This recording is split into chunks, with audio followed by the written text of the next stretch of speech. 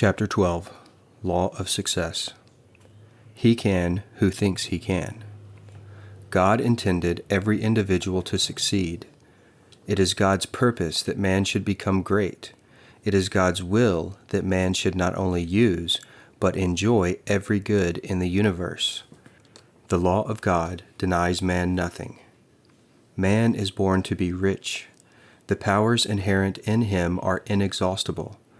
Each normal person is endowed with a complete set of faculties which, if properly developed and scientifically applied, will ensure success, ever-growing success. Man is made for progress. Every man contains within himself the capacity for endless development. Advancement into all things is the law's great purpose. By learning to work with the law in promoting that aim, man may build himself into greater and greater success. All the processes of nature are successful. Nature knows no failures. She never plans anything but success. She aims at results in every form and manner. To succeed in the best and fullest sense of the term, we must, with nature as our model, copy her methods. In her principles and laws, we shall discover all the secrets of success. Infinite resources are at man's disposal. There are no limits to his possibilities. He focuses and individualizes the elements, forces, and principles of the whole world.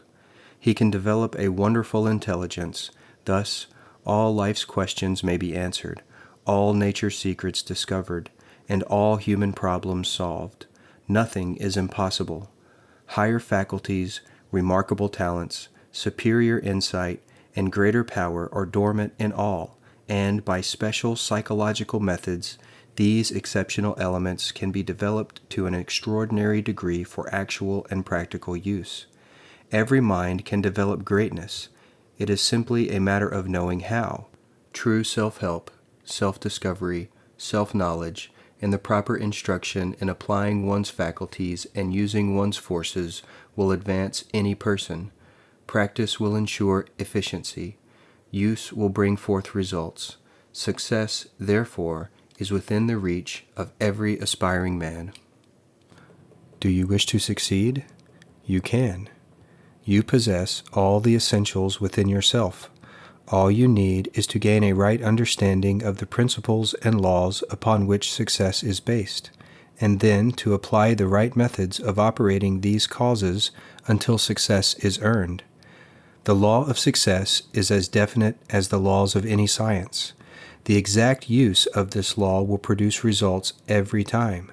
It is results that count, and as results may be multiplied indefinitely by a persistent application of this law, there is no ending to the success you can enjoy. Great things are no less possible than small things, and it is the great things that will follow whoever uses the law with faith and understanding. Whatever your present state or condition may be, there is a better and larger future in store for you. You cannot rise into the better and greater things unless you do something about it. Study, planning, and effort are all necessary. The young and the old alike are entitled to advance. To be true to yourself and to the law which governs you, you simply must advance. For advancement is success. It is the law's intention that you shall move forward. You can stand still and you can go backward, thus retarding your normal progress for a while, perhaps as long as a lifetime, but in the end you will be compelled to move forward, especially in the direction of soul's growth. Nature brooks no interferences with her purposes. This is often the reason why prods and pricks of adversity come when you fail to move forward. There is a new element abroad, the spirit of progress, and we must all keep pace with the times. You can achieve your ambition, aim high, and build well. What you imagine to yourself as success can be reached. The law never blunders. What she idealizes, she has the power to actualize. What she images in your mind, she has the power to produce materially. She ever seeks to build you up in your power and in success. That is her plan for you. The faculties possessed by all great and successful men are the same human faculties you possess. They gained some understanding of the right kind, and then they applied their faculties in the best way they knew for advancement, and so earned success. Some will ask, but in what does true success consist? Almost every other person will hold a different view as to what constitutes real success. To avoid confusion of ideas, let us define our meaning of the terms. Most people consider success as being a high state of worldly prosperity, others as the realization of personal hopes, or fulfillment of heart's desires, still others as the achievement of their ambitions or the performance of great deeds. Real success, however, is something more than this. We do not define it in terms of money, position, fame, or wealth, although it may include all these. True, genuine success of the largest kind lies in the results obtained, harvests reaped and distributed, so that our fellow beings at large are benefited and the world enriched. Yet for the purpose of our lesson, the term success will be interpreted in a more individual sense as meaning personal advancement and increase, and the favorable termination of anything attempted. Man is so constructed that he may utilize the elements of his life to build himself up into an ever-increasing power, betterment, and success. He is also subtly related to everything outside of himself, that this purpose may be fulfilled. Such fulfillment, however, will depend on the actual use he makes of his mind, and whether he chooses to serve in ignorance or to govern with knowledge the forces in his life. Success is bringing oneself and one's actions to a standard higher than the ordinary human standard. Most all the failures and defeats in life are due to mental blindness. When the heart is right, the head thinks right. All our acts are judged by our inner motives, not by the outer accomplishments. Out of the heart are the issues of life. Moral cowardice, indecision at critical moments, a desire to have one's own way, inability to cooperate, have shattered the hopes of millions. They have wrecked their prospects of success. To eliminate these mental handicaps is the first move for all who wish to aim high. Success depends upon adopting a true course, upholding what is just and right in thought and action. Adherence to a principle is most essential. Success is not a creature or circumstance, nor a game of chance, nor luck. For not until the golden rule is the basis of commercial activity can we be in harmony with the principle. Religion and business are not two separate sciences. They are both as one. Lord Leverhulme said, "It is frequently stated that modern business cannot be conducted on the line of the Sermon on the Mount. I can only say that a business conducted on any other basis will never be permanently successful." Business is an expression of man's highest aim, man's religion. The fact that a man is honest and truthful and industrious does not ensure his success. More may be necessary than this, for if a man is timid, backward, or fearful, fear will act as a brake to retard his progress. If a man is an efficient engineer, yet has an inferiority complex, that complex will make him mediocre, and he will not be able to extend himself according to his skillful training. Fear is largely the cause of failures. It cannot be eliminated either by drugs or by the surgeon's knife. The only remedy known for fear is understanding. When one understands that the universe is filled with the presence of God, there is nothing to fear. Most of us could meet our obligations if it were not for fear of some kind that tells us differently. We hypnotize ourselves into a belief which incapacitates our power. Fear clouds our vision. It benumbs our faculties. It paralyzes our mental forces, which must be free and active if we are to avert calamity. When man's mind is confused by fear, he is in no condition to accept an opportunity. God does not give us the spirit of fear, but of courage and a sound mind. Man's religion does not make for him a success. If a man wears glasses to improve his vision, for the same reason, man gets more out of life with a religion that serves to enlarge his vision. A true religion serves to expand or to enlarge man's vision, whereas the practical, irreligious man is cramped by his narrow and limited view.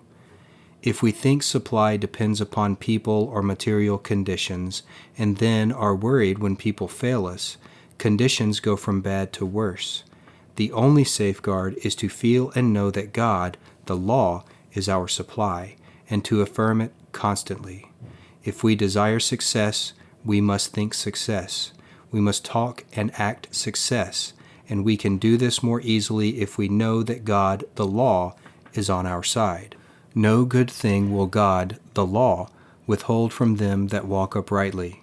The religious-minded man realizes that he that is for us is greater than that which is against us. It is said that half our failures are a result of our pulling up on our horses and checking them as they are about to leap the barrier.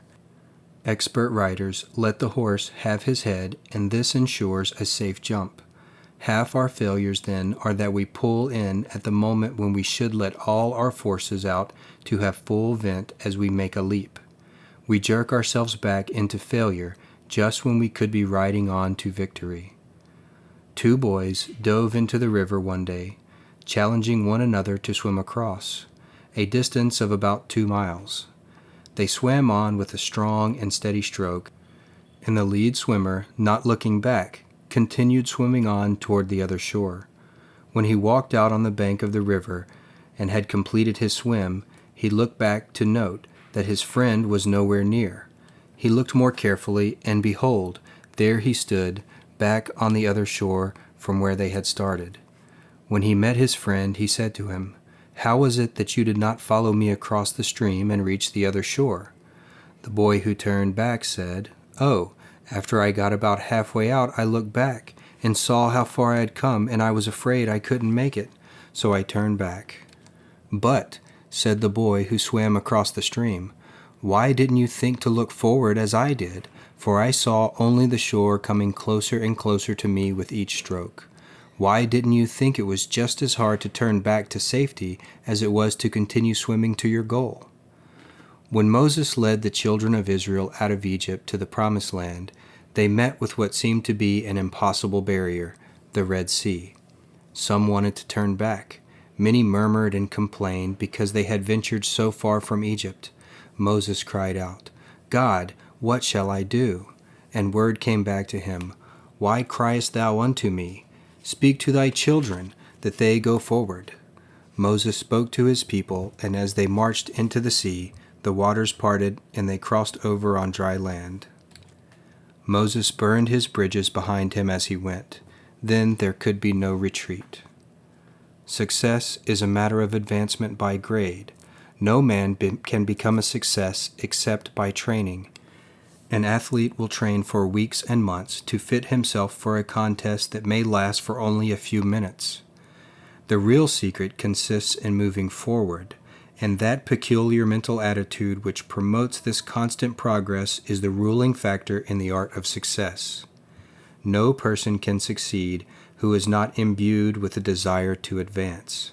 In fact, the first step is to become thoroughly saturated with the spirit of progress, so one feels stimulated with a persistent desire to work for better and greater things. The desire to advance implies the power to advance. That is the law as absolute in its actions as any law of science. The fact that you desire to succeed is evidence that you have the power to succeed. Otherwise, you would not have been urged to aspire successward. You cannot aspire to succeed unless you have the power to succeed. Desire creates the power. Power inspires the mind of the individual, and success is the result of that inspiration rightly applied. Investigating the lives of successful men, we find a very striking fact. We find a common quality that is responsible for their success, which consists of a constructive state of mind. Psychologists term this constructive state of mind as a successful attitude. Simple as it may seem, in most every case, The difference which decides success or failure is the ruling mental attitude. It is at fault, and it is the cause of failure. The discovery of this remarkable fact by modern psychology probes to the very root of some deep, practicable problems and indicates a way out of adversity and failure. In short, the positive mental attitude of the man who thinks he can, in contrast with the negative attitude of another who thinks he can't, is practically the only difference between the one who succeeds and the one who fails. The former learns the truth and discovers he can do things, and the ideas liberate his sleeping energies, stirs them into activity, thrills him with the desire to advance, inspires him to get things done, so he moves into success. Some persons, however, live in the conviction that as they are, so they must remain. They believe that God had cast them into a fixed mold, and that the little ability or power which they possess is all they can hope or wish for in this life. Scientific research into the mysteries of the human mind reveals a wonderful world of power and possibility. The psychological truth is that what is possible to one mind is possible to another, and vastly more than we have ever dreamed. The same human faculties and cultivated powers of the great and the successful are possible in all minds. The only real difference is in the degree of development, not kind. Begin now to take a superior view of yourself, your life and circumstances, and of things and persons in general. As you mentally perceive the better and greater, you will consciously and unconsciously reach out for the better and the greater. In other words, your thoughts, desires, words, and mental actions will gradually become filled with the spirit of progress, and your faculties will grow stronger and your powers will increase. Catch the spirit of the words "I can," and you have the key to the successful attitude. Know you can succeed, and proceed to think, live, and act in that strong conviction. You may search everywhere, anywhere, to discover the mystic secret of success, only to find that in the end it is all contained in these two little words, "I can." Modern psychology has discovered that the person who thinks he can will speedily develop the power that can. This is a demonstrable law of the mind. Persistently think you can do what you want to do, and it will not be long before you find yourself actually doing that thing. There is no miracle about it. The law works that way. The principle involved is that if the "I can" attitude is adopted, the mind will proceed to direct all energies into those faculties which are employed in doing that which it is desired to accomplish, and steadily build them up until they become large enough and strong enough actually to perform what previously appeared to be impossible. When Napoleon sought to conquer Italy, he was faced with an apparently insurmountable obstacle, the towering Alps. They were considered by the people who lived around them to be absolutely unscalable, but the words "I can't" were not in Napoleon's mind. He, being determined to conquer, persistently said to himself, "I can." His descent on the other side of the mountains so surprised the people in that country that they were practically conquered without opposition. The shock of his doing what was deemed impossible took away their power of opposition.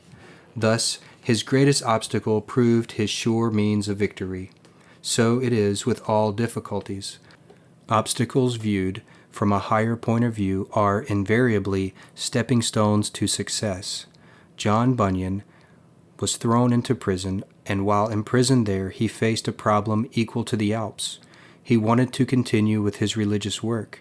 He was not easily defeated, so on the twisted paper that was brought to him as a cork in the milk jug, he wrote his immortal Pilgrim's Progress.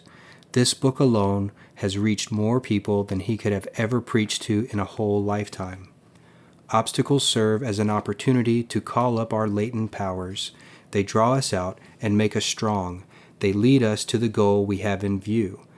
When you are up against it, when you desire to progress, declare to yourself these words, "I can." Remember, those simple words contain the magic formula to all success, and no goal worthwhile has ever been won without the realization of them. One's state in life is largely determined by one's mental attitude. Men radiate discouragement, gloom, and failure because they accept the "I can't" attitude. Others positively emanate success through a cheerful, confident, energetic "I can" attitude. We meet them everywhere.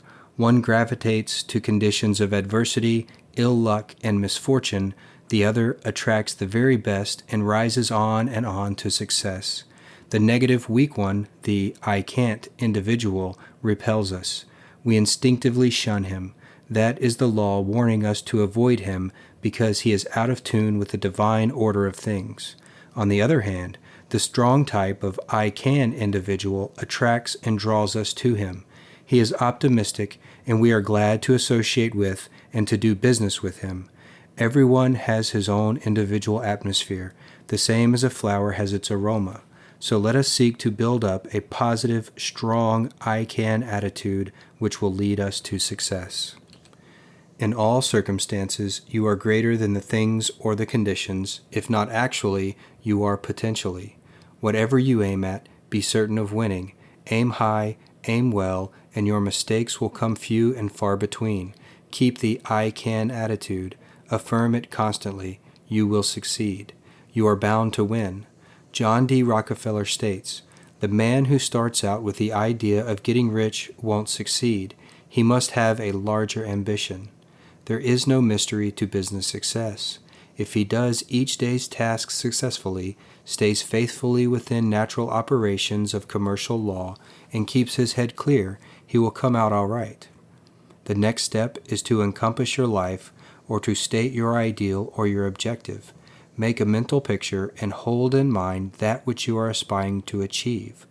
Begin with a persistent effort to work towards the final goal. Life, after all, is just like a series of many steps.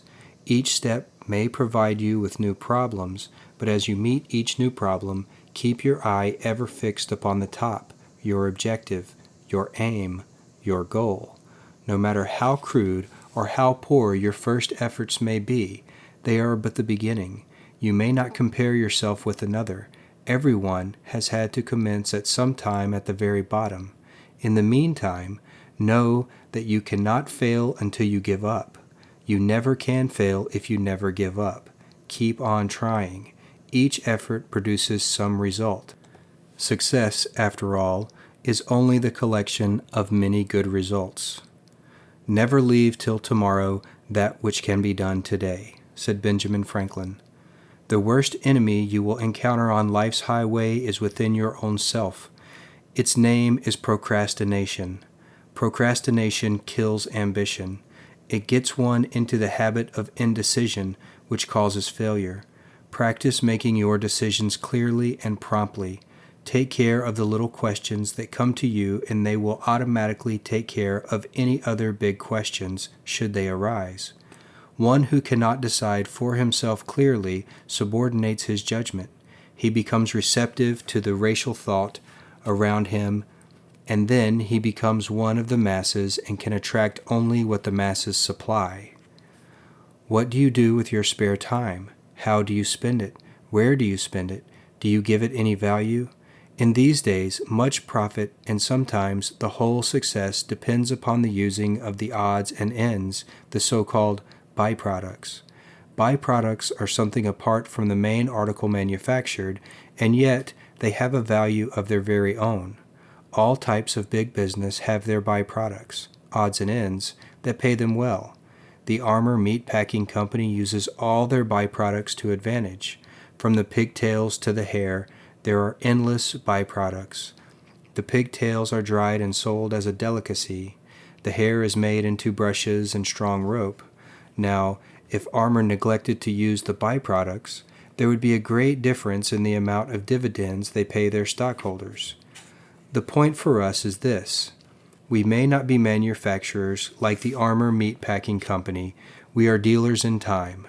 Our success depends upon the use of our time and its many byproducts, which we call odd moments.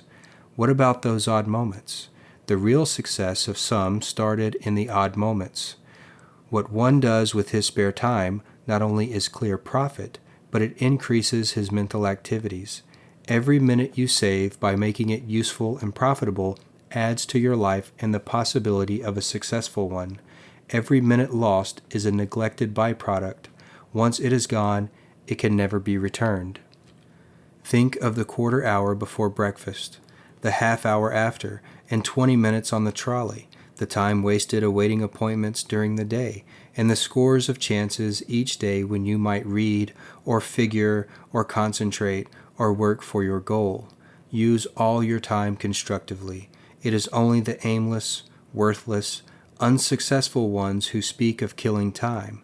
The one who is killing time is destroying his opportunities, while the man who is succeeding is making his time live and making it useful. I always like to hear a person say that there isn't enough time in the day for him. That person is getting the most out of his life, and I venture to say he is succeeding. Success, then summarized, is the way we learn to use two valuable things, our time and thought. Knowledge alone is not success.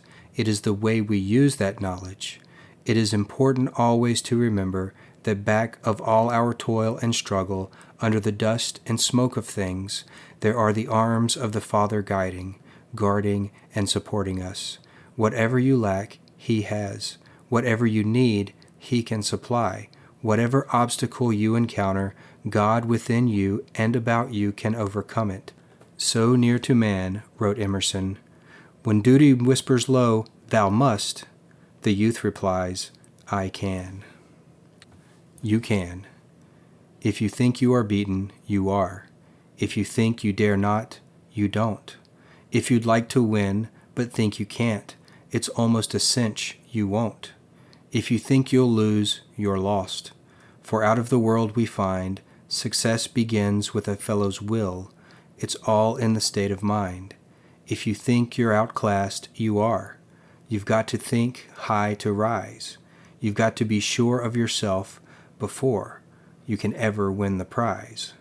Life's battles don't always go to the stronger or faster man, but sooner or later, the man who wins is the man who thinks he can.